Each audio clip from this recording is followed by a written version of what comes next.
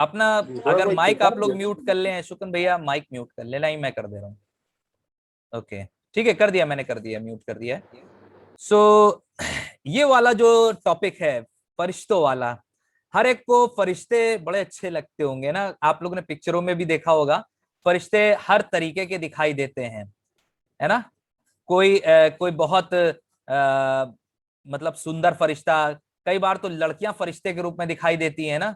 ऐसा लगता है कि लड़कियां हैं जो फरिश्ते के रूप में खड़ी हैं, लेकिन ऐसा एक्चुअली में है नहीं। क्योंकि जब हम इसको सीखते हैं, इस विषय को सीखते हैं, तो हम इस बात को जाने कि खुदा बाप हमें सिखा क्या रहा है इस विषय में। हम और आप फरिश्तों को क्या समझते हैं, हमारी कहां तक सोच गई है, और बाइबल क्या बताती है फरिश्तों के विषय में। हम आज इन विषयों पे चर्चा करेंगे, जानेंगे और सीखेंगे। इसको बहुत सीरियसली लीजिएगा। आपके पास अगर पेन हो, पेंसिल हो, क्योंकि आज आयतें थोड़ी ज्यादा हैं, इसलिए मैं चाहूंगा कि आप इसे नोट करते चलें।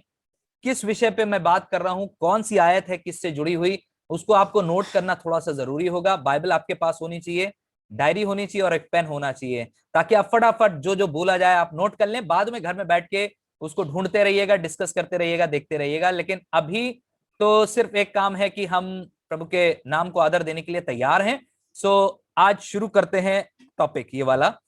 तो बाइबल जो बताती है फरिश्तों के विषय में, करीब 300 बार फरिश्तों का वर्णन है। 300 बार फरिश्तों का वर्णन है बाइबल में। आप इसका मतलब समझ रहे हैं कि कम से कम 4 से 5 पेज पर पेज, यानी कि 4 से 5 पन्नों के हिसाब से आप ये मान के चलिए कि एक फरिश्ते का वर्णन होगा। कोई ना कोई बाइबल में कोई ऐसा फरिश्ता दिखाई दिया, कोई दूत दिखाई दिया जिसका वर्णन होगा। तो इस तरीके से बाइबल में 300 बार करीब इनका वर्णन है।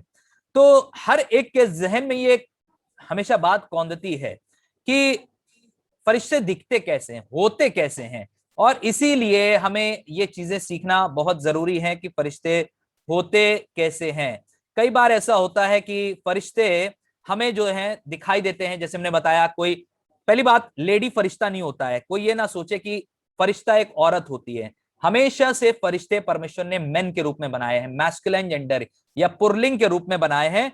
इसलिए पहली चीज जो हम सीखने जा रहे हैं, nature and origin of angels, यानी कि कैसे परमेश्वर ने उन्हें तैयार किया और वो उनका ओरिजिन क्या है, वो उनका नेचर क्या है, वो किस स्वभाव के हैं, हम इसके बारे में सीखेंगे। तो बाइबल हमेशा इस विषय पे बताती है कि एंजल्स जो हैं मैस्कुलाइन, यानी कि पुरुष पुरुष कह सकते हैं, पुल्लिंग जो जेंडर है उसको बिलोंग करते हैं। साथ ही साथ एंजल नाम तो है, इंग्लिश में एंजल नाम है, लेकिन हम लोग की सोसाइटी में एंजल नाम लड़कियों का रख दिया जाता है ना। कई बार ये वाली एक विडंबना है कि एंजल लड़कों का बहुत कम होता है लेकिन लड़कियों का बहुत ज्यादा होता है। क्योंकि हर कोई अपने लड़की का नाम मेरी प्यारी एंजल आई है, मेरी प्यारी एंजल आई है, तो ऐसा रखा जाता है। लेकिन इससे मुझे मतलब नहीं कौन अपने बच्चों का नाम क्या रखे। लेकिन मैं जो बताना मांग रहा हूँ वो ये चीज यही है। और साथ ही साथ एंजल्स जो हैं बाइबल के अनुसार दो हैं जो कि हमें देखने को मिले, तीन है बल्कि, जो बाद में बिगड़ गया। तो एक है लूसीफर, दूसरा है गैब्रियल और तीसरा है मिकाएल। यानी कि लूसीफर, मिकाएल और जिब्राइल, ये तीन फरिश्तों का जिक्र बाइबल बताती है। लेकिन जब आप यूट्यूब खोलेंगे तो करीब 9 ऑर्डर्स हैं, 9 ऑर्डर्स हैं फरिश्तों के जो वहां पे दिखाई देते हैं। अब इससे आप कंफ्यूज ना होइएगा। देखिए पहली बात, ये 9 ऑर्डर बाइबल के अनुसार नहीं है, ये 9 फरिश्ते बाइबल के अनुसार नहीं है, बहुत ध्यान से समझिएगा। ये फरिश्ते जो हैं, ये बुक ऑफ इनॉक, जो बाइबल में कभी भी पुस्तक ऐड नहीं करी गई, इनॉक यानी कि हनोक की पुस्तक जो बाइबल में कभी नहीं जोड़ी गई, उस पुस्तक से बाकी के फरिश्तों को निकाल के डाला गया है। और ये वाली जो गड़बड़ी है ये बहुतों को कंफ्यूज कर देती है कि हम तो सिर्फ तीन ही के बारे में पढ़ रहे हैं। क्योंकि जो बाइबल बता रही भैया मैं उसी के बारे में बताऊंगा, इसके ऊपर मैं कुछ नहीं बताऊंगा आपको। तो कंफ्यूज ना होइएगा, जब आप जाएंगे तो मार्केट में बहुत से फरिश्ते आपको दिखाई देंगे, लेकिन कंफ्यूज ना होइएगा, सिर्फ और सिर्फ बाइबल के अनुसार चलिएगा। सिर्फ तीन फरिश्ते बाइबल के बारे में, बाइबल में बताए जा रहे हैं, जिनके बारे में मैं आज आपसे जिक्र करूंगा। लेकिन अभी फरिश्ते के नाम और उनको बातों को मैं डिस्क्लोज नहीं करूंगा, लेकिन अभी हम सिर्फ फरिश्तों के बारे में जानेंगे। तो पहली चीज, जो फरिश्ते कई बार दिखाई देते हैं पेंटिंग्स में, उनके सर के पीछे आपने देखा होगा एक गोला दिखाई देता है ना। बड़े फरिश्ता आया है, उसके सर के पीछे एक गोला है, पीला पीला गोला चमक रहा है। जैसे यीशु मसीह के सर पे हेलो है जिसे कहते हैं, वैसी गोला फरिश्तों के सर के भी लगा दिया है। लेकिन पहली बात ये याद रखिए कि फरिश्तों के सर पे कोई गोला नहीं होता है, कोई गोला ऐसा नहीं होता है। मैं आपको एक आयत से इसको प्रूफ करूंगा और वो मिलेगी आपको प्रकाशित वाक्य, उसका 10वां अध्याय और उसका पहला पद। प्रकाशित वाक्य नोट करते जाइएगा, मैं आपको स्क्रीन पे आयतें दिखाऊंगा और खुद पढ़ूंगा ताकि आपको समझ में आ सके।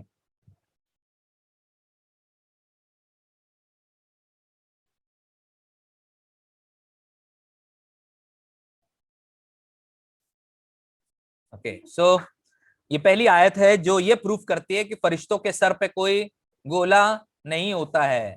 जब फरिश्ते आपको दिखाई देते हैं तो ऐसा कुछ नहीं होता है जैसा दिखाई देता है आजकल पिक्चरों में बनाया जाता है। और ये पिक्चरें भी जो बनाई गई हैं ये आपको बता दूं मैं, ये उस समय की बनाई गई जब कैथोलिज्म बहुत ज्यादा फैला हुआ था पूरी दुनिया में, तब की समय की ये पिक्चरें हैं जो बहुतों के द्वारा तैयार करी गई। तो यहाँ पे लिखा हुआ है प्रकाशित वाक्य 10:1 में, यहाँ पे यूहन्ना इस विजन को देख रहा है और फरिश्ते को जो उसने देखा उसके बारे में बता रहा है। फिर मैंने एक बलि स्वर्गदूत को बादल ओढ़े हुए स्वर्ग से उतरते देखा। मतलब कहने का मतलब है इतना विशाल फरिश्ता कि वो बादल ओढ़े हुए, और उसके सर पर मेघ धनुष यानी कि एक रेनबो है, और उसका मुंह सूर्य का सा है, उसके पांव आग के खंबे से हैं।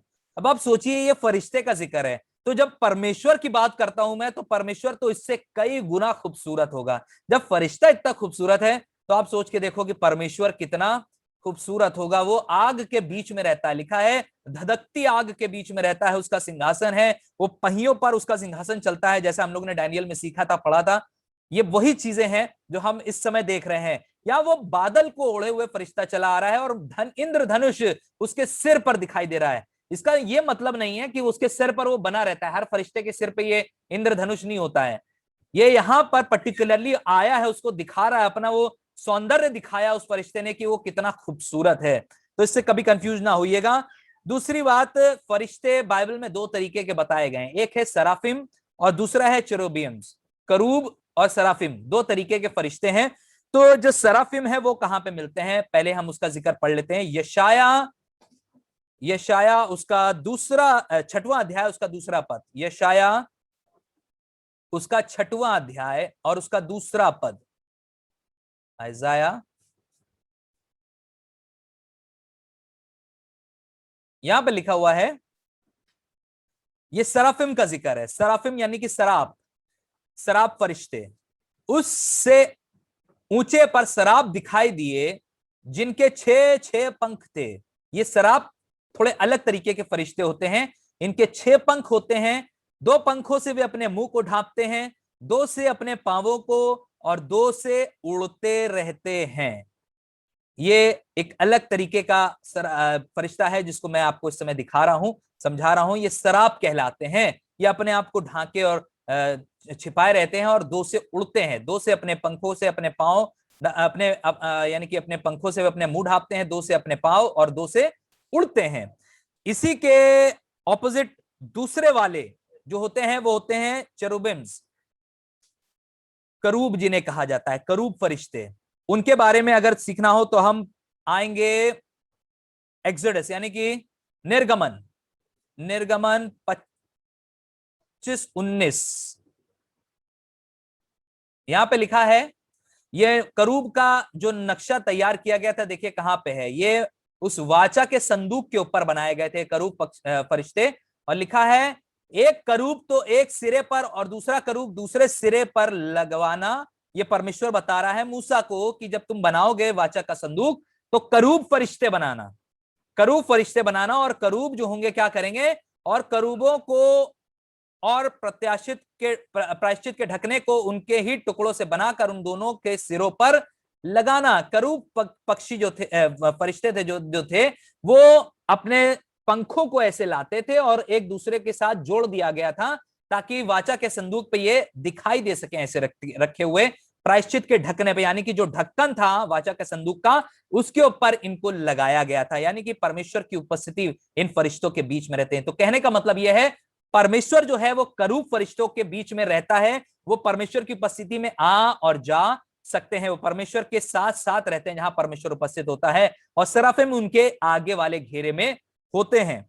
उसके बाद आते हैं, जब भी कभी भी फरिश्ते ये अभी मैं आपको इसीलिए बता रहा हूं कि नेचर और रीजन क्या है, जब अभी इसके आगे हम इसमें घुसेंगे और, लेकिन इससे पहले अभी हम सिर्फ एक ऊपर पर मोटी मोटी विषय में हम बात कर रहे हैं। यहाँ पे लिखा हुआ है कि जो फरिश्ते होते हैं जब वो कभी भी इंसानों के पास आते हैं तो वो मनुष्य रूप धारण करके आते हैं। जैसे कि जब इंसानों से उन्हें बात करनी होती है कई बार तो वो मनुष्य रूप धारण करके आते हैं जब परमेश्वर उनके साथ में होता है। कैसे? आपको याद होगा उत्पत्ति का वाला जिक्र, जिसमें उत्पत्ति 18वें अध्याय में 18वें अध्याय के 1 और 2 में लिखा हुआ है, यहाँ पे अब्राहम जो है बैठा हुआ है अपने तंबू के में, और तभी उसे परमेश्वर का दर्शन होता है, साथ में 2 और दूतों का दर्शन होता है। अब यहाँ पे ध्यान से सुनिएगा और समझिएगा, क्योंकि कई बार हम सेंटेंस पढ़ के निकल जाते हैं और हमें ध्यान नहीं होता है कि हमने क्या चीज समझी इसमें।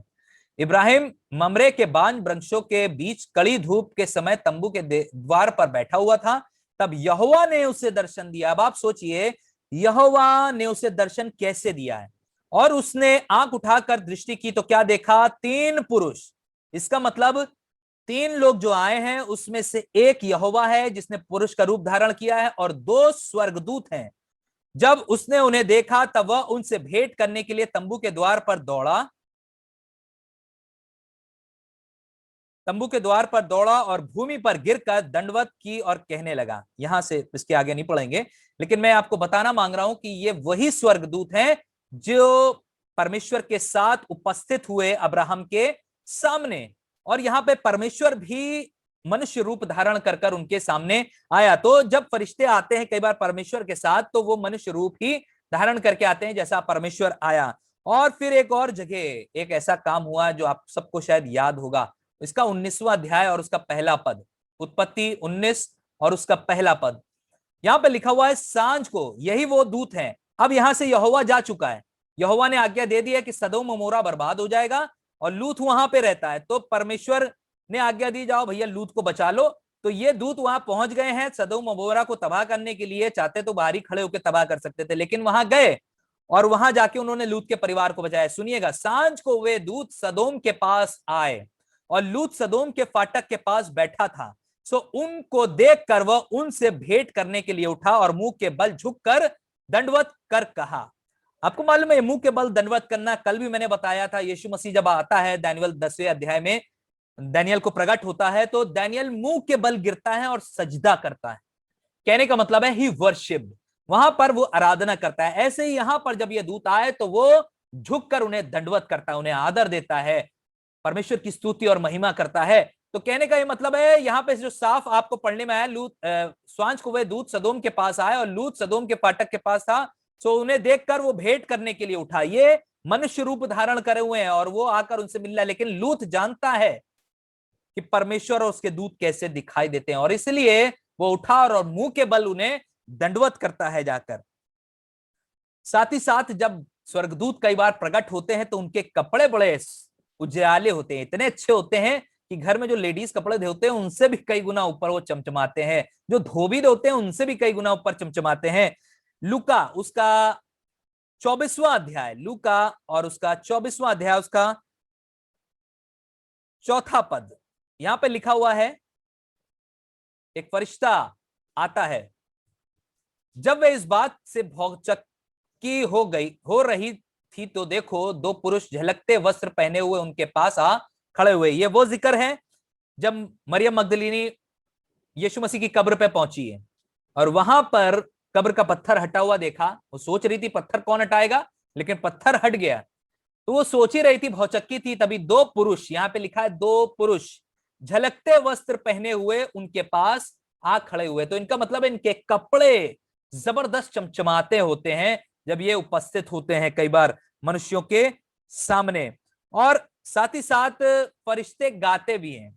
कभी सोचा है फरिश्ते गाते हैं? कहां पे गा रहे थे फरिश्ते? किसी को याद है फरिश्ते कहां गा रहे थे? एक तो यीशु मसीह की पैदाइश में गा रहे थे, यीशु मसीह की पैदाइश के समय पूरा झुंड उतर आया था। हाँ, और एक जगह और भी गा रहे थे। आइए देखते कहां पे गा रहे थे फरिश्ते। अय्यूब उसका 38वां अध्याय और 7वां पद। ये एक ऐसी जगह है बाइबल की, एक ऐसा पद है बाइबल का जो इस बात को बताता है कि जब सृष्टि हो रही थी, जब सृष्टि रची जा रही थी, परमेश्वर चांद बना रहा था, तारे बना रहा था, धरती बना रहा था, पृथ्वी बना रहा था, आकाश बना रहा था, बादल बना रहा था, तो लिखा है फरिश्ते आनंद के साथ गा रहे थे। सुनिए क्या लिखा है, जबकि भोर के तारे एक संग आनंद से गाते थे और परमेश्वर के सब पुत्र जय जयकार करते थे। जब आप शुरुआती आयतों को पढ़ेंगे, अय्यूब 38 उसका 1 से 6 तक पढ़ेंगे, तो परमेश्वर अय्यूब से कहता है, अब पूर्व मनुष्य की तरह कमर बांध और मुझे जवाब दे कि तू कहां था जब मैंने पृथ्वी की नेव डाली। और उसके बाद आगे की चीजों को बताता है कि मैं ये कर रहा था, ये मैं कर रहा था, तब तू कहां था। और लिखा है जबकि भोर के तारे, ये भोर के तारे कोई और नहीं है, ये परमेश्वर के स्वर्गदूत हैं, ये एक संग आनंद से गाते थे और परमेश्वर के सब पुत्र जय जयकार करते थे। जब हम अभी आगे की स्टडी में बढ़ेंगे तब आपको बहुत मजा आएगी इसको सीखने और समझने में। सुनिएगा आगे। और ये जो है इनको मॉर्निंग स्टार्स क्यों कहा जाए, भोर के तारे या परमेश्वर के पुत्र क्यों कहा, क्योंकि इससे एक जुड़ी और आयत है। अगर आप इसकी एक आयत और पढ़ें तो आपको और अच्छा लगेगा, निकाल सकते हैं आप, मैंने इसको डाला नहीं है इसमें। अय्यूब 1:2 में, अगर 1 से 1:2 में आप पढ़ेंगे तो वहां आपको दिखाई देगा कि लिखा हुआ है कि जब परमेश्वर का सिंहासन लगा एक दिन, तो परमेश्वर के पुत्र वहां पे उपस्थित हुए। परमेश्वर के पुत्र, सब इंसान तो धरती पर है, तो वहां पे कौन मौजूद है, वहां पे कौन मौजूद है, और कोई नहीं है। बाइबल में लिखा है परमेश्वर के पुत्र को छोड़ अभी कोई स्वर्ग में नहीं गया है, कोई स्वर्ग में नहीं गया है। इसलिए ये मानते हैं बिल्कुल सही तरीके से बाइबल के अनुसार कि वहां पर उपस्थित वो लोग थे जिन्हें हम फरिश्ते कहते हैं, ये फरिश्ते वहां मौजूद थे। और लिखा है कि जब परमेश्वर के पुत्र उपस्थित हुए तो उनके बीच में शैतान भी आ गया है। तो इसका मतलब ये है कि मॉर्निंग स्टार्स या जो परमेश्वर के पुत्र हैं ये कोई और नहीं है, ये फरिश्ते हैं। तो एंजल का मतलब होता क्या है, अब हम यहां से शुरू करने जा रहे हैं। ये अभी तक मैंने भूमिका बांधी है, अब हम शुरू कर रहे हैं। तो what is an angel, angel होता क्या है। इब्रानी भाषा में और ग्रीक भाषा में, इब्रानी भाषा में पुराना नियम लिखा गया और ग्रीक भाषा में नया नियम लिखा गया, इसको आप नोट कर लीजिएगा। कोई आपसे कभी पूछ ले, अच्छा बताओ कौन सी भाषा में बाइबल लिखी गई, तो आप बताइए उन्हें कि पुराना नियम इब्रानी भाषा में लिखा गया है और नया नियम यूनानी भाषा में या ग्रीक भाषा में लिखा गया है। और दोनों भाषाओं में इसका एक ही मतलब है, एंजल का एक ही मतलब है मैसेंजर, संदेशवाहक। एंजल का मतलब होता है संदेशवाहक। और अगर हम इसकी एक इंपॉर्टेंट डेफिनेशन जो कि इंग्लिश में है उसे लें, तो angels are class of immortal spirit being neither human nor divine who live in heaven and are created by God to do his will. तो इसको हम हिंदी में एक्सप्लेन करते हैं आपको कि एंजल्स जो हैं एक ऐसी ना मरने वाली आत्मा है या एक ऐसी प्राणी है जो कि ना आदमी है ना आत्मिक है, ना आदमी है ना आदमी है ना शारीरिक है या आत्मिक कह सकते हैं। हु लिव इन हेवन, आत्मिक इन द सेंस इनकी आत्मा नहीं मरती है कभी, साथ ही साथ वो स्वर्ग में रहते हैं और वो परमेश्वर के द्वारा रचे गए हैं ताकि परमेश्वर की इच्छा को पूरा कर सके। तो आप इस डेफिनेशन से मैं टुकड़े करके कुछ चीजें आपको समझाऊंगा। जैसे पहली बात, इमॉर्टल स्पिरिट या बीइंग्स कह सकते हैं, इनको क्या कह सकते हैं आप, आत्माएं हैं, आत्मिक प्राणी है ये, आत्मिक प्राणी। और इनके सबूत जो मिलते हैं बाइबल के अनुसार बहुत बहुत उम्दा सबूत है, सुनिएगा बहुत ध्यान से। इब्रानियों 1:7 नोट करते चलिए। पहली बात, आत्मिक प्राणी है ये, पहली चीज फरिश्ते क्या है, आत्मिक प्राणी है। तो उससे रिलेटेड जो आयतें हैं मैं आपको बता रहा हूं उसको नोट कर लीजिएगा। इब्रानियों 1:7 देखिए क्या लिखा है यहां पे, यहां लिखा हुआ है इब्रानियों 1:7 में लिखा है, और स्वर्गदूतों के विषय में यह कहता है कि वो अपने दूतों को पवन और अपने सेवकों को धधकती आग बनाता है। स्वर्गदूतों के विषय में लिखा है परमेश्वर ने कि वो अपने दूतों को पवन यानी कि हवा और अपने सेवकों को धधकती आग बनाता है। अगली वाली वर्ष यानी कि इब्रानियों 1:14 और अच्छा एक्सप्लेन करती है, सुनिए क्या लिखा है, क्या वे सब सेवा टहल करने वाली आत्माएं नहीं। ये देखिए यहां पे जिक्र आ गया है आत्मा का, जो उद्धार पाने वालों के लिए सेवा करने को भेजी जाती हैं। जिन जिन का उद्धार हो चुका है उनके लिए ये आत्माएं यानी कि फरिश्ते भेजे जाते हैं कि वो परमेश्वर की सेवा, परमेश्वर के जो उद्धार पाए हुए लोग हैं उनकी सेवा कर सके। ये उद्धार पाए हुए लोगों की सेवा करने के लिए ये सेवा टहल करने वाली आत्माएं हैं, यानी कि फरिश्ते हैं जिनको हम और आप शायद अपनी आंखों से देख नहीं सकते, अभी आगे बताएंगे कैसे देखते हैं, लेकिन अभी हम नहीं देख सकते उन्हें। और ये जब बहुत जरूरी होता है तभी ये सामने आते हैं, अन्यथा ये आते नहीं है। और कई बार तो हमें एहसास भी नहीं होता है कि हमारे साथ फरिश्ते हैं भी कि नहीं, हमारे साथ है भी नहीं। एक बड़ा मजेदार किस्सा है। एक बार एक आदमी चल रहा था और रास्ते में एक बड़ा सा गड्ढा आया, तो एक आवाज आई, रुक जा, आगे गड्ढा है। वो रुक गया, बच गया। उसके बाद थोड़ा सा आगे चला, फिर एक कार निकल रही थी, फिर आवाज आई, रुक जा, आगे कार आ रही है। वो रुक गया। तो कहने लगा ये आवाज कहां से आ रही है? तो उसने ऐसी आवाज लगाई, पूछा कौन हो भाई, ये आवाज कहां से आ रही है? कहने लगा मैं फरिश्ता हूं, मैं तुम्हारी मदद के लिए भेजा गया हूं। तो कहने लगे 20 साल पहले नहीं आ पा रहे थे जब मेरी शादी हो रही थी। तो ये तो मजाक की बात है, लेकिन फिलहाल जो फरिश्ते हैं वो इंसानों की सेवा टहल के लिए भेजे गए हैं ताकि वो सेवा करें मनुष्यों की, जो उद्धार पाए हुए लोग हैं। सो इसी में आगे बढ़ते हैं। साथ ही साथ एक चीज और है कि हम इन्हें आत्माएं क्यों मानते हैं, या बाइबल क्यों बताती है कि वे आत्माएं हैं। अगर आपको याद होगा यूहन्ना, 10 मिनट बचे हैं, अगर कट जाता है कनेक्शन तो आप फिर से वापस इसी आईडी को क्लिक करिएगा और लॉगिन कर लीजिएगा। इनको क्यों आत्माएं कहा गया है? भैया स्वर्ग में परमेश्वर भी जो है वो आत्मा ही है, वो आत्मा ही है। कैसे प्रूफ करता है बाइबल ये इस बात को? सुनिएगा, यूहन्ना 4:24 में क्या लिखा है, किसी को याद है? यूहन्ना 4:24, चलिए हम बता दे रहे हैं।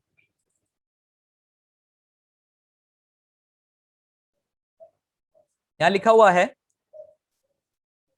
परमेश्वर आत्मा है और अवश्य है कि उसके भजन करने वाले आत्मा और सच्चाई से भजन करें। ये धरती वालों के लिए लिखा है, लेकिन स्वर्ग में एक ऑलरेडी आत्माएं और मौजूद हैं जो सेवा टहल करती हैं, इंसानों की भी और परमेश्वर की भी। इसलिए परमेश्वर आत्मा है तो वो अपने फरिश्तों को, जिन्हें वो पवन और धधकती आग बनाता है, उन्हें भी आत्मा के रूप में उसने बनाया है। तो पहली बात ये जान लिए कि आत्मा के अंदर लहू और मांस नहीं होता है। आपको याद होगा यीशु मसीह जब जिंदा हो गया और चेलों के बीच में प्रकट होता है, तो वहां पर चेले बहुत घबराते हैं। तो कहते हैं अरे काहे घबरा रहे हो ना? यीशु मसीह क्या कहता है कि पहली बात ये याद रखो कि आत्माओं के हड्डी और मांस नहीं होता है। सुनिए कहां पे लिखा है, लूका 24:36।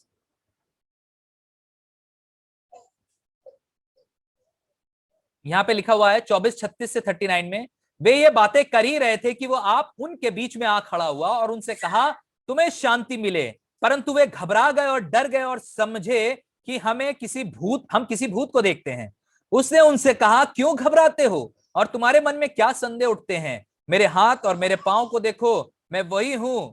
मृत्यु मुझे छू कर देखो, क्योंकि आत्मा के, ये कौन प्रूफ कर रहा है? ये कोई इंसान नहीं प्रूफ कर रहा है। कौन प्रूफ कर रहा है? ये साइंस नहीं प्रूफ कर रही है। कौन प्रूफ कर रहा है? ये कोई डॉक्टर नहीं प्रूफ कर रहा है, लेकिन यहां पर कोई तांत्रिक भी प्रूफ नहीं कर रहा, लेकिन यीशु मसीह प्रूफ कर रहा है। क्योंकि आत्मा के हड्डी मांस नहीं होता जैसा मुझ में देखते हो, जैसा मुझ में देखते हो। यीशु मसीह पूरा शरीर, पूरा आदमी के रूप में मौजूद था वहां पे, एक पुरुष के रूप में मौजूद था, वो आत्मा के रूप में वहां पे मौजूद नहीं था। तो आत्मा के हड्डी और मांस नहीं होता है। जो लोगों को इस समय भी डर वर लगता है रात को आत्मा से, तो आप लड़ सकते हैं, क्योंकि उनके वो हवा होते हैं, हड्डी मांस उनके होता नहीं है। क्योंकि बहुतों को घबराहट होती है, भूत है पकड़ लेगा। कैसे पकड़ेगा? उसके दम ही नहीं है, वो आपको पकड़ ही नहीं सकता है। तो पहली बात, इन चीजों से घबराने की जरूरत नहीं है। तो मेरे हिसाब से जो मैंने सीखा इस विषय पे, कि इंसान को खुदा ने एक आत्मा दी और हड्डी और मांस दिया, ये समझ लीजिए इंसान है। लेकिन फरिश्तों को सिर्फ उसने आत्मा दी। इंसान को उसने शरीर दिया, मांस दिया, लेकिन फरिश्तों को सिर्फ आत्मा दी है। और इसीलिए हम खुदा का शुक्र करते हैं कि हम इस शरीर में भी खुदा का धन्यवाद कर रहे हैं, और जब आत्मा में होते हैं तो भी खुदा का धन्यवाद करते हैं। यहां पर इस चीज को हमें इसलिए सीखने की जरूरत है कि मनुष्य में तो सिर्फ आत्मा और हड्डी और मांस होता है, लेकिन फरिश्तों में सिर्फ आत्मा होती है। लेकिन जब उन्हें ऑर्डर मिलता है, जब उन्हें कमांडमेंट मिलती है, तो वो अपने आप को ट्रांसफॉर्म भी कर लेते हैं। वो अपने आप को बदलकर मनुष्य रूप में प्रस्तुत होते हैं। जैसे आपको याद होगा डैनियल की पुस्तक में कितनी बार गैब्रियल आया है, कितनी बार जिब्राइल आया है और आके उससे बात करता है, बताता है कि एक पुरुष ने आकर पुरुष तरीके किसी ने आकर मुझे छुआ, फिर उसने उसे अपना नाम बताया, मैं जिब्राइल हूं और मैं अभी निकल आया हूं तुझे समझाने के लिए, सिखाने के लिए। तो इन बातों को हम सीख रहे हैं, समझ रहे हैं। बहुत ध्यान से समझिए कि फरिश्ते परमेश्वर की वो आत्माएं हैं जो हमारे लिए तैयार करी गई हैं, उन उद्धार पाए हुए लोगों के लिए तैयार करी गई हैं जो परमेश्वर से प्यार करते हैं। तो इसके साथ साथ अब पहला पार्ट मैंने खत्म किया कि वो आत्माएं हैं, आत्मिक प्राणी। अब हम दूसरी बात शुरू करेंगे, वो इनविजिबल है, यानी कि वो दिखाई नहीं देती हैं। वो दिखाई नहीं देती हैं कैसे, ये बताती है बाइबल। पहला कुलुसियों उसका पहला अध्याय, कुलुसियों उसका पहला अध्याय और उसका 15-16। यहां पे देखिए क्या लिखा है। ये अब नया पॉइंट है, फरिश्ते दिखाई नहीं देते हैं, इसको लिख लीजिएगा। और अब इसमें हम इसके तहत ये वाली आयतें पढ़ेंगे। वह तो अदृश्य परमेश्वर का प्रतिरूप और सारी सृष्टि में पहलौठा है, क्योंकि उसी में सारी वस्तुओं की सृष्टि हुई, स्वर्ग में हो या अथवा पृथ्वी पर, देखी या अनदेखी। क्या सिंहासन, क्या प्रभुताएं, क्या प्रधानताएं, क्या अधिकार, सारी वस्तुएं उसी के द्वारा, उसी के लिए। ये वाली जो आयत है इस बात को प्रूफ करती है कि देखी और अनदेखी।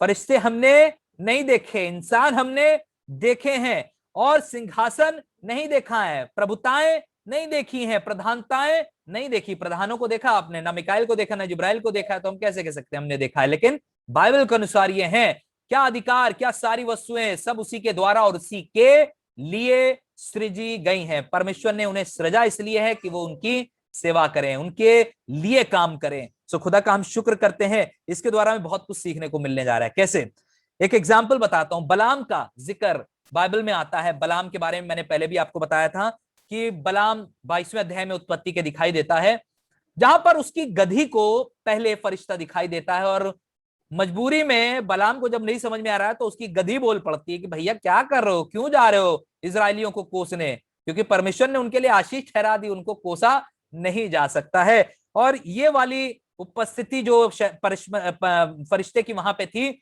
जब उसे समझ में नहीं आई, तब फरिश्ता थोड़ी देर के लिए उसके सामने प्रकट होता है, उसकी आंखें खुलती हैं, आत्मिक आंखें खुलती हैं और फरिश्ते को वो देख पाता है। ऐसे ही एक और जिक्र दूसरा राजा उसके 6वें अध्याय में होता है, जहां पे एलीशा अपने घर में है और असीरिया का राजा आता है और आके उसको, उसके घर को घेर लेता है। सवेरे का समय, आप सोचिए, पलटनों की पलटन आके उसके घर को घेर ले। और जब उसका नौकर निकल के बाहर आता है एलीशा का, तो वो देखता है, अरे ये क्या है, मैं तो सब तरफ से घिरा हुआ। अपने मालिक को बुला के लाता है, कहता मालिक हम लोग तो आज मरे, आज हम लोग का अंतिम दिन है। तो कहता है अरे क्यों घबरा रहा, परमेश्वर हमारे साथ है। कहने लगा इतनी बड़ी सेना है, परमेश्वर कहां। उसने कहा परमेश्वर इसकी आंखें खोल दे। जब परमेश्वर अलाउ करता है तभी हम फरिश्तों को देख सकते हैं, अन्यथा हम फरिश्तों को नहीं देख सकते। और लिखा है बाइबल में कि जब उसने उसकी आंखें खोली तो उसने देखा है उन सेनाओं के पीछे परमेश्वर की ढेरों सेनाएं, पलटने खड़ी हैं अग्निमय रथों की। यानी कि बस ऑर्डर दो अभी हमला होएगा, ऑर्डर दो अभी हमला होएगा। इसलिए इस बात को जानना जरूरी है कि परमेश्वर अपने दूतों को हमारे लिए अपॉइंट करता है कि हम उसकी, हमारे लोगों की, यानी कि हम लोगों की वो हिफाजत करें। इसलिए हमें वो दिखाई नहीं देते हैं, जब जरूरत होती है तभी वो हमारे सामने आते हैं। तो ये वो पॉइंट है जिसके बारे में आपको बता रहा था कि वो हमें दिखाई नहीं देते हैं। अगला पॉइंट जो फरिश्तों से जुड़ा है वो है कि वो कभी मरते नहीं है। अब इसका मतलब ये नहीं है कि अनंत काल तक जीवित रहेंगे, मरेंगे जरूर अनंत काल, लेकिन इनकी आत्माएं इमॉर्टल हैं, ये मरते नहीं है। कैसे, बाइबल बताती है लूका 20:36, लूका 20:36, लूका 20:36, देखिए क्या लिखा है यहां पे।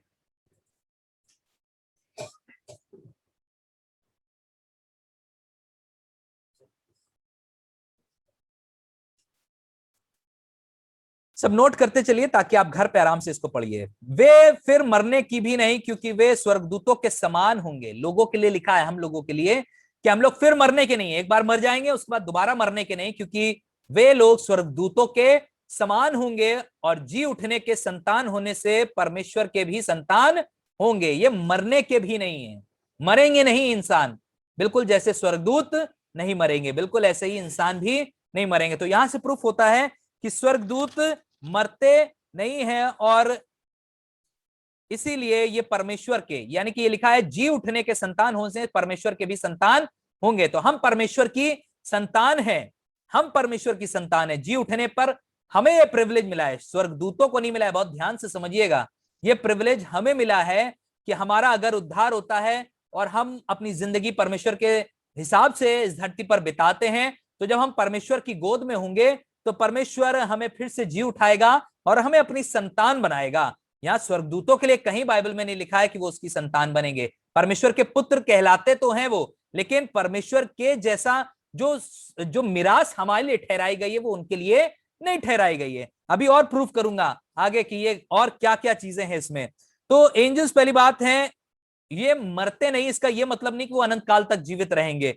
इटर्नल मींस यानी कि अनंत काल तक की जो जिंदगी है वो ये एंड नहीं होगी, खत्म नहीं होगी। लेकिन परमेश्वरी है जो वो सब चीजों को अपने कंट्रोल में रखता है। लिखा है कि वो फरिश्ते जो अभी भी अतः कुंड में रखे हुए हैं उनको न्याय के दिन के लिए रोक रखा है, ताकि उन्हें आग की झील में डाला जाए, जहां पे वो शैतान भी और वो झूठा भविष्यवक्ता भी और वो मसीह विरोधी भी डाला जाएगा, वो अजगर डाला जाएगा। तो वहां पर ये तबाह होंगे, बर्बाद होंगे और अनंत काल तक जलते रहेंगी। आत्माएं इमॉर्टल हैं, लेकिन ये इटर्निटी तक जलती रहेंगी और तबाह होती रहेंगी।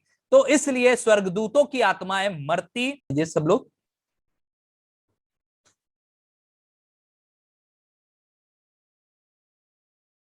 ओके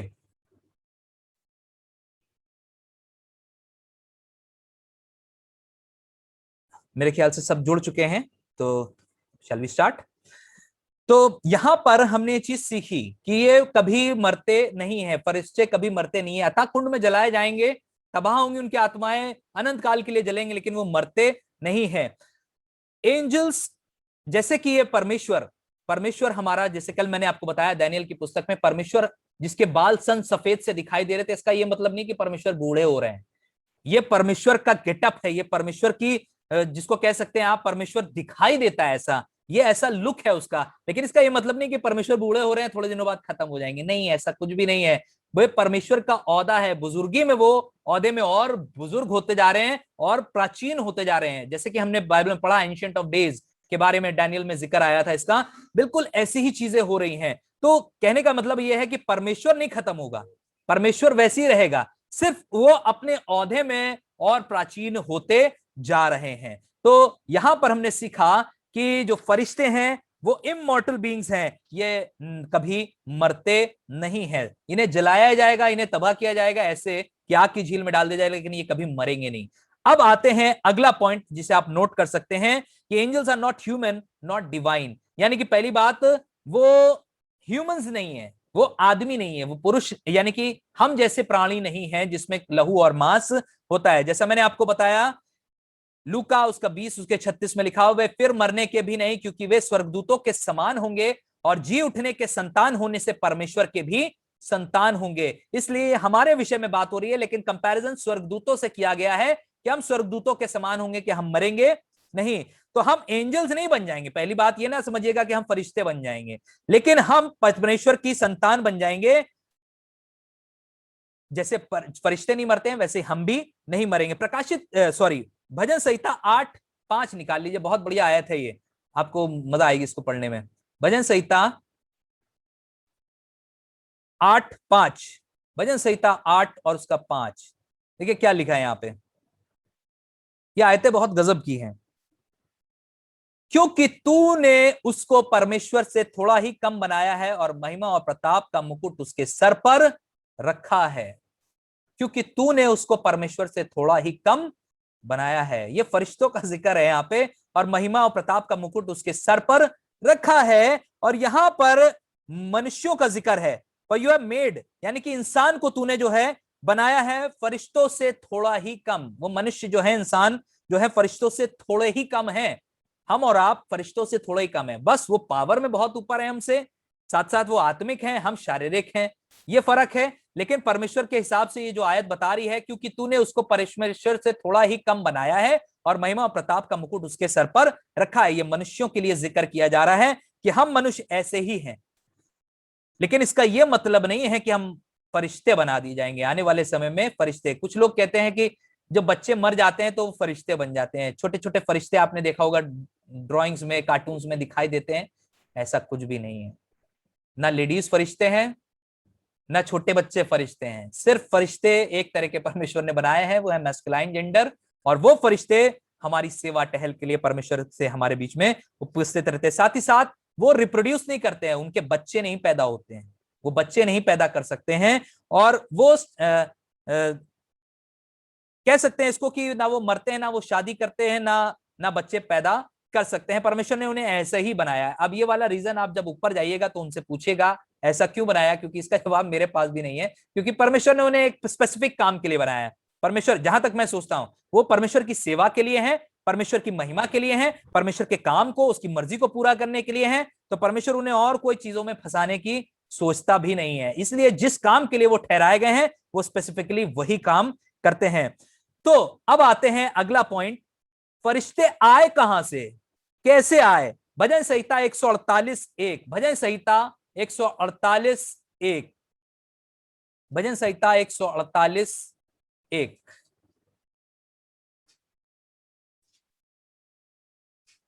जब भजन संहिता 148:1 पढ़ते हैं तो वहां पर कुछ चीजों का जिक्र है, वहां पे बहुत सी चीजों का वर्णन है, उसमें से मैं 5 और 6 पढ़ रहा हूं। भजन संहिता 148 का 5 और 6, वहां पे लिखा है, हे यहोवा के नाम, वे यहोवा की नाम की स्तुति करें क्योंकि उसी ने आज्ञा दी और ये सृजे गए। ये फरिश्तों का जिक्र है। आप पढ़िए, अच्छा ऊपर की आयतें कोई जन जल्दी से पढ़ दे, पूनम मैम पढ़ देंगे जरा। भजन संहिता 148:1 से पढ़ दीजिए, जल्दी जल्दी पढ़ दीजिए। यह की स्तुति करो, हाँ जी, यहोवा की स्तुति स्वर्ग में से करो, हाँ उसकी स्तुति के स्थानों में से करो, हाँ हे उसके सब दूतों उसकी स्तुति करो, हाँ हे उसकी सब सेना उसकी स्तुति करो, हाँ हे सूर्य और चंद्रमा उसकी स्तुति करो, जी हे सब ज्योतिमय तारागण उसकी स्तुति करो, जी हे सबसे ऊंचे आकाश और हे आकाश के ऊपर वाले जल, हाँ तुम दोनों उसकी स्तुति करो, हाँ। वे यहोवा के नाम की स्तुति करें क्योंकि सब उसी ने कुछ ये आज्ञा फरिश्तों का दी जिक्र है, यहाँ पे और लिखा ये है कि सृजे वे गए। यहोवा के नाम की स्तुति करें क्योंकि उसी ने आज्ञा दी और ये सृजे गए। यहां से प्रूफ होता है कि परमेश्वर ने उन्हें स्तुति के लिए अपॉइंट किया है, अपनी काम को कराने के लिए अपॉइंट किया है। 6वां पद कहता है, और उसने उनको सदा सर्वदा के लिए स्थिर कर दिया है, यानी कि मैंने आपको बताया दे आर इमॉर्टल, वो मर नहीं सकते, उन्हें स्थिर किया और ऐसी विधि ठहराई जो टलने की नहीं। परमेश्वर वहां पे जब काम करता अपने स्वर्ग में तो उसकी एक व्यवस्था है जो हम यहाँ धरती पर फॉलो करते हैं, बिल्कुल वैसे ही स्वर्ग में भी फॉलो होती है। जैसे यहाँ पे फॉलो करी जाती है वैसे ही वहां पर भी उसकी आज्ञा मानी जाती है। इसीलिए हम आए हमारे बाप की दुआ में बोलते हैं, जैसे तेरी मर्जी स्वर्ग में पूरी होती है वैसे ही धरती पर भी पूरी हो। वो क्या मर्जी है, परमेश्वर की स्तुति, परमेश्वर की बढ़ाई, परमेश्वर की सेवा, उसकी प्रशंसा जो स्वर्ग में फरिश्ते कर रहे हैं वो हम धरती पर करते हैं। ये परमेश्वर की मर्जी से सृजे गए हैं ताकि परमेश्वर का काम कर सके। कुलुसियों 1:15-16 में भी अभी हमने यही पढ़ा कि वो उसकी आज्ञा से सृजे गए हैं कि उसके कामों को अंजाम दे सके इस धरती के ऊपर और स्वर्ग में भी।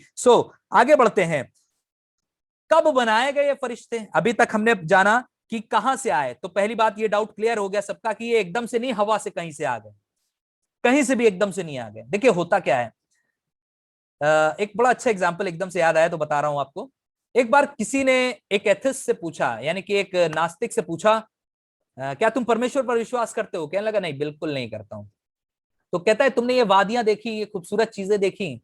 कहने लगा हाँ, ये सब अपने फॉर्म में आई, ये सब एकदम से हुआ, सब कुछ वैसे ही बनने लगा, परमेश्वर नहीं है कहीं पे, ये ना बताओ हमें परमेश्वर है। तो कहता कोई बात नहीं, अभी थोड़ी देर में तुम्हें यकीन आ जाएगा। और पता क्या करता है वो, एक बहुत बढ़िया किताब लेता है और उसे आसमान ऐसे ऊपर से नीचे गिरा देता है और कहता है ये देखो ये किताब। कह रहा हाँ वो तो मुझे दिख रही है। कह रहा देखो कितने अच्छे प्रिंटेड पेजेस हैं इसके, क्या डिजाइनिंग है इसकी, क्या सब कुछ बढ़िया है ना इसमें। कहने लगा हाँ, पता ये आसमान से आई है। अरे क्या बात कर रहे हो, इसका यहाँ लिखा हुआ है, लिखने वाला कौन है, ऑथर कौन है इसका, इसका प्रिंट, इसको बनाने वाला कौन है, कहाँ पे प्रिंट होके आई, ये सब लिखा है इस पे। कह रहे यार तुमने देखा वो जगह जहां पे ये सब प्रिंट हुआ है, तुमने देखा वो ऑथर कौन है जिसने लिखा इसको, तो तुम कैसे यकीन कर रहे हो? अरे ये बाइबल वही प्रूफ कर रही है जिस ऑथर के बारे में हम लोग बात कर रहे हैं, जिस सृष्टि को हम देख के कहते हो वाह क्या खूबसूरत है, क्या पहाड़ है, क्या नदियां हैं जिसे कोई अपने आप से नहीं बना सकता। जब तुम ये मानने को नहीं तैयार हो कि यह बुक अपने आप से बन सकती है, तो फिर यह क्यों नहीं मानने को तैयार है कि यह सृष्टि परमेश्वर की आज्ञा से बनी है? क्यों नहीं मानने को तैयार है? ये अपने आप से तो कहीं से नहीं आ गई, ये परमेश्वर की आज्ञा से आई है, परमेश्वर ने इसे बनाया है। तब उसको यकीन हुआ कि हाँ, वाकई में कोई भी चीज ऐसे ही नहीं आ जाती है जब तक कि कोई उसे लाने वाला ना हो। और इसीलिए हमें और आपको ये जानने की जरूरत है, परमेश्वर ने भी इनको बनाया है, सृजा है। और अब ये जानने की कोशिश करेंगे ये सृजे कब गए, ये बनाए कब गए। देखिए, कुछ स्कॉलर्स का मानना है कि ये पहले बनाए गए, कुछ का मानना है ये बाद में बनाए गए, लेकिन एक बिब्लिकल वर्स जो है मैं उससे आपको रिलेट करने की कोशिश करूंगा। उत्पत्ति 1:1, जो हम सबको शायद बहुत अच्छे से रटी हो, लेकिन फिर भी मैं उसको दिखा के शुरू करूंगा ताकि दिक्कत ना हो कुछ। यहां पे लिखा हुआ है, आदि में परमेश्वर ने आकाश और पृथ्वी की सृष्टि की। आकाश, यहाँ पे जो थोड़ा सा हिंदी वर्जन है मुझे थोड़ा सा यहाँ पे प्रॉब्लम करता है, क्योंकि यहाँ पर इंग्लिश वर्जन में जो बिल्कुल डायरेक्टली हिब्रू से ट्रांसलेटेड हुआ है उसमें लिखा हुआ है, in the beginning God created the heavens and the earth. Heavens and the earth, earth नहीं लिखा है कहीं पे, अर्थ नहीं लिखा है। पृथ्वी एक ही बनाई उसने। एलियंस की पिक्चरें बहुत आती हैं कि एक और कोई देश है, एक और कोई दुनिया है, लेकिन बाइबल मुझे बताती मेरी पृथ्वी है और मैं इसी से जुड़ा हूं, और एलियंस के बारे में मैं चिंता नहीं करता हूं। पिक्चर देखना और वाकई में रियलिटी को जानना बहुत अलग चीजें हैं। तो लिखा है, in the beginning God created the heavens and the अर्थ, यानी कि आकाश और पृथ्वी की सृष्टि करी। तो ये हेवेंस, हेवन क्यों नहीं लिखा? क्योंकि 3 हेवेंस हैं जिसका जिक्र मैं आपको बताना मांगता हूं, यानी कि 3 स्वर्ग हैं या 3 आकाश है जिनका मैं आपको जिक्र बताना मांगता हूं, जिसके बारे में पौलुस ने भी कहा कि मैं एक पुरुष को जानता हूं जिसको तीसरे स्वर्ग तक उठाया गया था। मैं एक पुरुष को जानता हूं जिसे तीसरे स्वर्ग तक उठाया गया। तो आज इन तीनों के बारे में आपको बताता हूं। पहला आकाश या पहला स्वर्ग कौन सा है? ये वो एटमॉस्फेयर है जिसमें हम और आप रहते हैं, यानी कि जिसमें चिड़ियां हैं, हवा है, बादल हैं। ये पहला आकाश है। उसके बाद जब हम स्पेस से बाहर आते हैं, अपनी धरती से को छोड़ते हैं, तो आपको बाहर का ब्रह्मांड दिखाई देता है। उसको मैं दूसरा स्पेस कहता हूं या दूसरा हेवन कहता हूं। और तीसरा वो स्पेस है जो यूनिवर्स कहलाता है, गैलेक्सी है, और उसमें ढेरों ढेर गैलेक्सी हैं, और उसके ऊपर परमेश्वर विराजमान है, जहां पर परमेश्वर का राज्य है, परमेश्वर का सिंहासन है। ये तीसरा स्वर्ग है जिसका वर्णन है। तो ये जो बाइबल इस समय बता रही है, आदि में परमेश्वर ने आकाश और पृथ्वी की सृष्टि करी, तो ये जो है वही स्वर्ग है जिसे परमेश्वर ने बनाया। ये तीनों की सृष्टि हुई है। तो अय्यूब 38 और 7 जो हमने पहले पढ़ा, वो इस बात को प्रूफ करता है। अय्यूब 38:7, यहां पे देखिए क्या लिखा है। मैं चाहता हूं कि कोई 38:1 से पढ़े तो अय्यूब और अच्छा समझ में आ जाएगा ये वाला पार्ट। अय्यूब 38:1 से पढ़े तो बहुत अच्छी चीजें समझ में आएंगी। यहाँ पे अय्यूब जो है, परमेश्वर आता है, उसको थोड़ा सा समझाता है कि कौन अज्ञानता की बातें कर रहा है। ये थोड़ा सा समझेंगे इसको।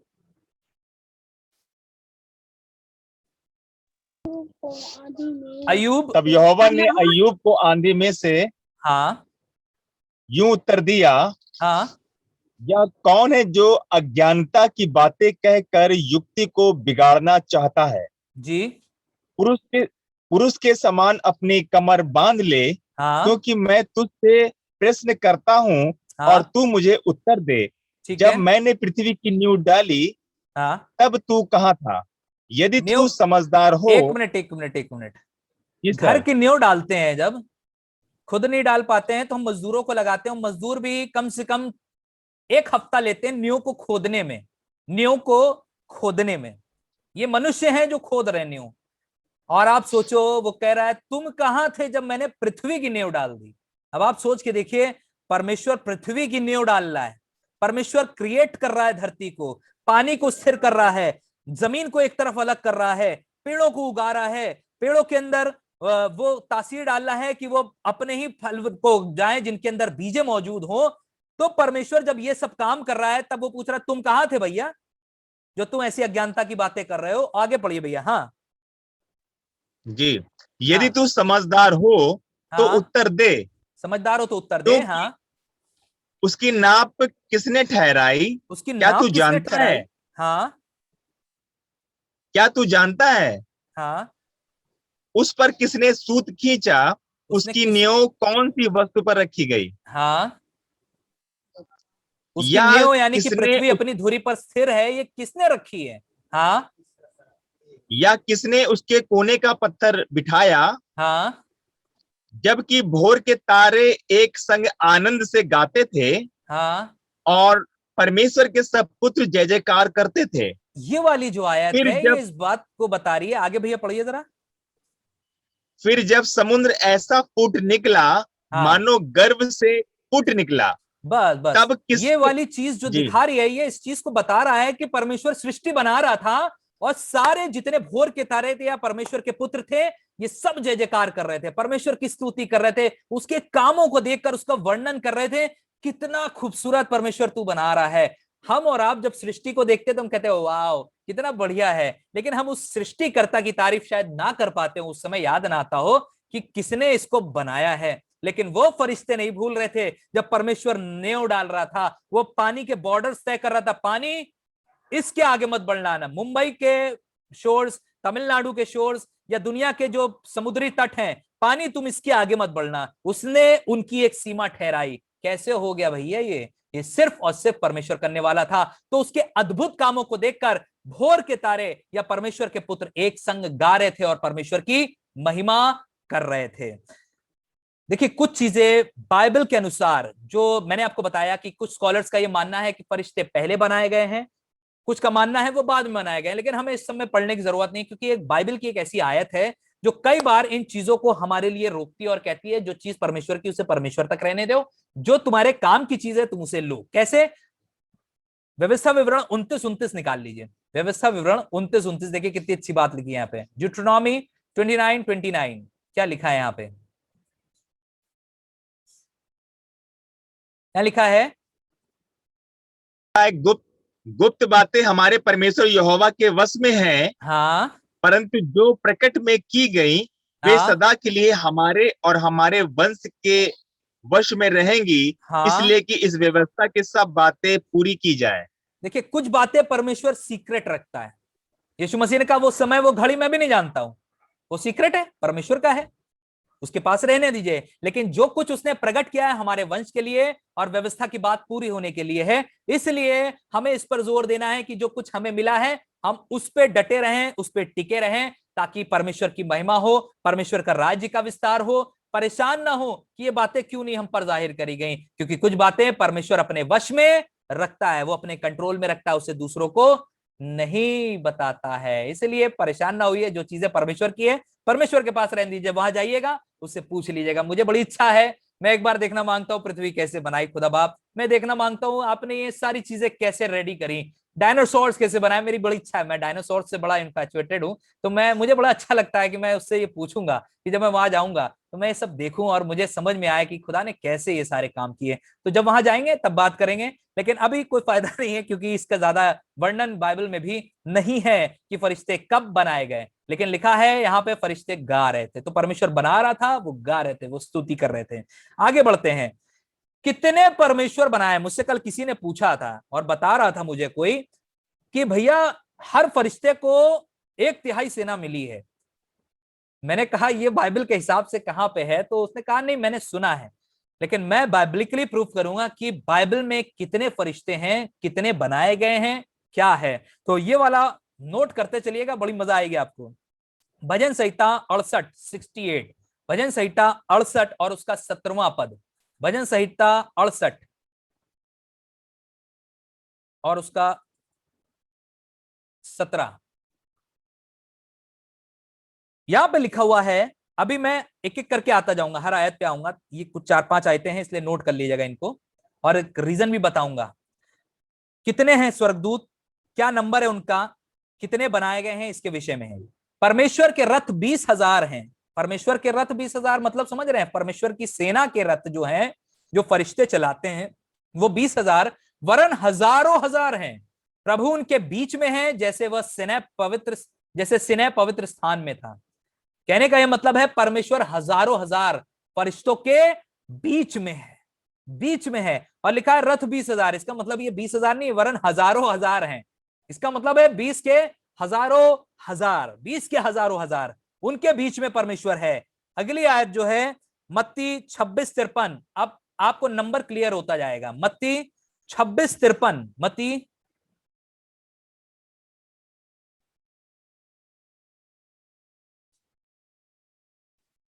मत्ती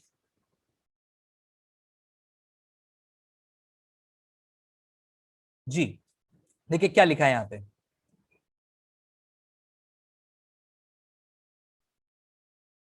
क्या तू नहीं समझता कि मैं अपने पिता से विनती कर सकता हूं? ये यहां पे यीशु मसीह बात कर रहा है और कह रहा है पिलातुस से कि क्या तू नहीं समझता कि मैं अपने पिता से विनती कर सकता हूं और वो स्वर्गदूतों की 12 पलटन से अधिक मेरे पास अभी उपस्थित कर देगा, अभी उपस्थित कर देगा। 12 पलटन, बस 12 पलटन है क्या उसके पास? देखिए पहली बात समझने की जरूरत है, एक पलटन में कितने होते हैं? कभी सोचा है एक पलटन में कितने होंगे? 12 पलटन तो दूर की बात है। रोमन सेना में एक पलटन में या एक कैंटोनमेंट में, या आप कह सकते हैं एक एक टुकड़ी में सेना की कम से कम 3 से 6 हजार लोग होते थे, सैनिक होते थे। ठीक है, अब इसको 12 से अगर मल्टीप्लाई करेंगे तो एक, अगर कह रहा 12 पलटन बुलाने का मतलब है 36 से 72 हजार स्वर्गदूतों को अभी उतार देगा वो नीचे। 36 से 72 हजार, ये 12 तो नॉर्मल नंबर दिख रहा है मुझे, लेकिन अगर कैलकुलेट करेंगे तो ये 36 से 72 हजार है कि वो इतने स्वर्गदूतों को अभी उतार सकता है नीचे। मैं चाहूं तो मैं ये कर सकता हूं, उसके पास इतने हैं। और रिजर्व में कितने होंगे आप सोच के देखो। ठीक है, आगे प्रकाशित वाक्य 5:11, प्रकाशित वाक्य 5:11,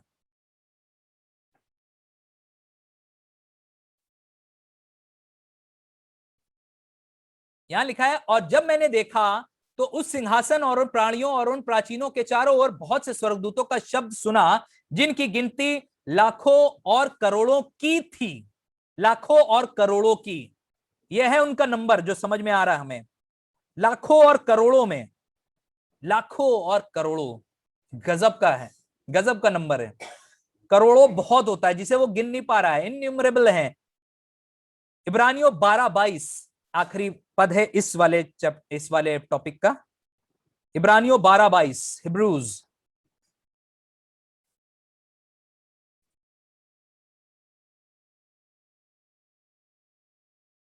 पर तुम सयोन के पहाड़ के पास और जीवते परमेश्वर के नगर स्वर्गीय यरूशलेम के पास, ओके, ये वाली वर्ड थोड़ी सी मिसमैच हो गई। तो वहां पर उस ये वाली, सॉरी, रेवलेशंस, यहाँ ये वाली आयत नहीं थी, इब्रानियों 12:22 नहीं थी, ये मैंने टाइप कर दी है गलती से। जो प्रकाशित वाक्य 5:11 था, इसका इंग्लिश में जो वर्जन है उसमें इनन्यूमरेबल है, काउंटलेस है, वहां पे गिनती नहीं उनकी। तो फरिश्तों को कोई कहे कि सबको एक एक 1/3 टुकड़ी मिली है, तो यहां से प्रूव होता है बाइबल में और कहीं नहीं लिखा है कि 1/3 टुकड़ी सबको मिली है। ये पता नहीं कौन सा, किसने कैसे ये लोगों को सिखा दिया, बता दिया, लेकिन यहां समझने की जरूरत है कि फरिश्तों की गिनती काउंटलेस है, गिनती के बाहर हैं। आप और हम सोच भी नहीं सकते इतने ढेर फरिश्ते हैं। और फरिश्तों को बनाया क्यों गया, ये आखिरी टॉपिक है जो मैं बता रहा हूं। God created them to serve him and carry out his work. भजन संहिता 103, परमेश्वर ने फरिश्तों को क्यों बनाया? भजन संहिता 103, भजन संहिता 103, आखिरी पद है जो हम पढ़ रहे हैं। और तुम्हें जो क्लेश पाते हो हमारे साथ चैन, और उस समय तक जब तक कि प्रभु ने अपनी सामर्थी दूतों के साथ धधकती हुई आग में स्वर्ग से प्रकट ना होगा। तो ये वाली जो जिक्र है, ये बाइबल बता रही है कि परमेश्वर आएगा तो अकेले नहीं आएगा, अपने स्वर्ग दूतों के साथ आएगा, हमारे साथ चैन उस समय जब कि प्रभु यीशु अपने सामर्थी दूतों साथ धधकती हुई आग में स्वर्ग से प्रकट होगा। परमेश्वर अपने मकसद को इस धरती पर इन्हीं के जरिए पूरा करता है, कहीं ना कहीं भेजता है। और खास तौर से ये वो आत्माएं हैं जो हमारी सेवा टहल के लिए भेजी गई हैं। तो आज हमने जो सीखा है उसमें हमने कुछ टॉपिक्स को कवर किया है। पहला है कि वो किस नेचर के हैं, वो कहां से, क्या ओरिजिन है उनका। उसके बाद एंजल क्या होते हैं, फिर वो आत्मिक प्राणी हैं। उसके बाद हमने सीखा कि वो दिखाई नहीं देते हैं, वो मरते नहीं हैं। उसके बाद हमने सीखा कि वो आदमी इंसान नहीं है। फिर सीखा कि वो कहां से आए हैं, फिर सीखा हमने कि वो कब बनाए गए, फिर कितने बनाए गए और क्यों बनाए गए। तो ये वाला टॉपिक हमने इसमें कवर किया है। हम खुदा का शुक्र करते हैं कि उसने हमें इतनी चीजें सिखा दी हैं, इतनी चीजें बता दी हैं कि हम इतने में ज्ञानवान हो जाएं। और मैं अगली बार का टॉपिक आपको बता दूं कि उनका कैरेक्टरिस्टिक्स बताएंगे कि आपको कैसे, वो क्या क्या उनके काम है, उनको वो क्या दिया गया है जिसमें वो वर्क करते हैं, उनकी क्या खूबियां हैं जो फरिश्तों में हमें दिखाई देती हैं।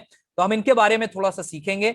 It's a very fascinating topic, ये बहुत अच्छा टॉपिक है जिसको हम सीख रहे हैं। तो खुदा में तैयारी रखिएगा, नेक्स्ट थर्सडे और फ्राइडे हम फिर से जमा होंगे। ये करीब 1 महीना चलेगा ये टॉपिक। तो आप, मेरी दुआ है कि आप कोई भी इसका विषय मिस ना करें, प्रभु में जुड़े रहें, प्रभु के साथ बने रहें, प्रार्थना करते रहें कि प्रभु और सिखाए और बताए। क्योंकि जब डैनियल 11 और 12 पढ़ेंगे तो हम अंधकार की शक्ति और स्वर्गीय शक्तियों के बारे में इसी टॉपिक से सीख पाएंगे। जो फरिश्तों का जिक्र है हम इसी से सीख पाएंगे, शैतान का जिक्र, उसकी सेना का जिक्र हम इसी से सीख पाएंगे। इसलिए जो बड़ी लड़ाई का जिक्र डैनियल ने बोला 10वें अध्याय में, वो किसके बीच हुई, कहां हुई, ये सब हम इन टॉपिक से सीखेंगे जो फरिश्तों के विषय में है। तो मिस ना करिएगा। खुदा आपको बड़ी बरकत दे, आशीष दे और अपने अनुग्रह में छिपा के रखे। अगर आपको कुछ भी ना समझ में आ रहा हो तो अभी आप मुझसे बात करके पूछ सकते हैं, सीख सकते हैं, जान सकते हैं। अगर कुछ ना समझ में आया हो तो पूछ सकते हैं। And I would like to welcome Derrick भैया इन आवर मिड्स। और वो हमारे बड़े भैया हैं और पादी साहब भी हैं, ट्रांस यमुना क्राइस्ट चर्च के, और हमारे बीच में उपस्थित है। खुदा इनको आशीष दे। थैंक यू भैया फॉर ज्वाइनिंग। ओके, तो नो क्वेश्चंस। मुझे उम्मीद है कि आपको ये टॉपिक समझ में आया होगा। नेक्स्ट थर्सडे हम लोग जरूर से जुड़ेंगे और इस बाइबल स्टडी को हम दुआ से एंड करेंगे। मैं गुजारिश करूंगा डेरिक भैया दुआ में हम लोग की अगुवाई करें और इस बाइबल स्टडी को एंड करें। आइए अजीजों, हम अपने सरों को झुकाएं और खुदा से दुआ मांगे। कुदूस कुदूस आसमानी बाप, धन्यवाद करते हैं तमाम तेरी आशीषों के लिए, बरकत हिफाजत के लिए जो तू हमारी करता है। पिछले दिनों तूने हमें संभाला है बाप आसमानी, और ऐसे भयानक समय में तूने हमें संभाला है। हम तेरा धन्यवाद करते हैं। तूने हमें हर खतरों से, हर बीमारी से, हर परेशानी से बचाया है। हम तेरा धन्यवाद करना चाहते हैं और खास तौर से इस शाम के वक्त के लिए तेरा धन्यवाद करते हैं, जब हम अपने कामों को निपटाने के बाद यहाँ पर इस मीटिंग के जरिए इकट्ठा तेरी आसमानी बातों को समझने के लिए इकट्ठे हुए हैं। आसमानी बाप, हम तेरा धन्यवाद करते हैं कि तू जरिए निकालता है हमारी ज्ञान को बढ़ाने के लिए, हमारी समझ को परिपक्व करने के लिए। हम तेरा धन्यवाद करते हैं कि तेरी युक्तियां जो हैं आसमानी बाप महान है। तेरे जरिए तू बनाता है कि हम तेरे वचन को समझें, तेरे वचन को ग्रहण करें, समझकर उस पर चलने वाले हो सके। बाप, हम धन्यवाद करते हैं भाई आनंद के लिए, पास्टर आनंद के लिए, जो कि इस वचन को और इस स्टडी को लेके साथ आए हैं। और हम दुआ करना चाहते हैं बाप आसमानी, अपनी अकल और समझ और अपनी गाइडेंस उनको दे कि बाप इसी तरीके से वो आने वाले समय में जब विस्तार से इन बातों को समझाते हैं बाप आसमानी, तो तेरी अगुवाई हम सबके साथ बाइबल स्टडी में जुड़े हैं, सबको अपनी आशीषों से परिपूर्ण कर होने देंगे। आए बाप बाइबल स्टडी की एक एक शब्द को आए बाप हम समझने वाले हों और समझकर अपने जीवनों में उतारने वाले हों, और ज्ञान से आए बाप अपने आप को परिपूर्ण कर। इस पूरे इंतजाम को आए बाप तेरे हाथों में सौंपते हैं और चाहते हैं कि तू इसी तरीके से हमारे साथ रहे, और तूने बिना किसी बाधा के आए बाप आसमानी ये बाइबल स्टडी होने दी, इसके लिए भी तेरा धन्यवाद करते हैं। आप सबको तेरे हाथों में सौंपते हैं। जब अपने अपने घरों में सब हैं तो सबको अपनी आशीषों से और अपनी सुरक्षा से प्रदान कर। खुदा यीशु मसीह के वसीले से मांगते हैं, आमीन।